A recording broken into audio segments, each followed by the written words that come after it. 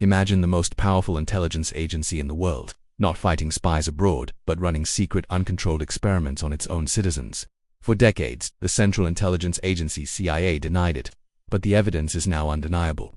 Between 1953 and 1973, at the height of the Cold War, the CIA launched a clandestine, illegal program known only as Operation MK. Its goal was terrifyingly simple: total mind control. They sought a way to extract information, erase memories, and reprogram human behavior. And to achieve this, they weaponized psychology and chemistry, turning doctors and universities into unwitting agents of the state. MKUltra was authorized by CIA Director Allen Dulles and overseen by chemist Sidney Gottlieb. The program was structured as a network of 149 sub-projects across dozens of universities, prisons, hospitals, and pharmaceutical companies in the US and Canada.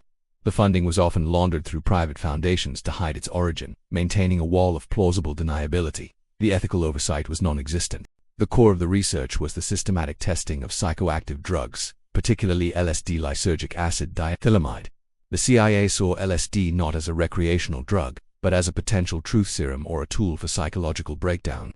Experiments were often conducted on subjects who had no knowledge or ability to consent. These included psychiatric patients, prison inmates, and sometimes ordinary citizens lured into testing by promising circumstances. One notorious victim was Frank Olson, a U.S. Army biological warfare specialist. He was unknowingly dosed with LSD in 1953 by Gottlieb's team. Days later, suffering a severe psychological break, Olson died under highly suspicious circumstances, leading to decades of government cover-up. At institutions like McGill University's Allen Memorial Institute in Montreal, CIA funds supported the extreme experiments of Dr. Ewan Cameron. Patients were subjected to psychic driving, weeks of drug-induced sleep combined with repetitive looped sound messages, effectively erasing their existing personalities.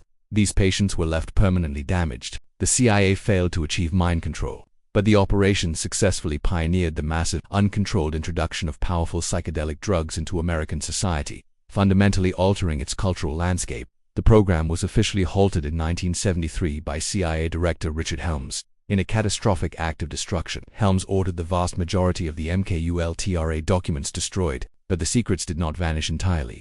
Thousands of surviving financial records were discovered in 1975, triggering a massive investigation by the Church Committee in the U.S. Senate. This investigation confirmed the decades of illegal experimentation and abuse of power. The tragic irony of MKUltra is that, in its obsessive fear of Soviet psychological warfare, the U.S. government violated the very democratic principles it claimed to defend.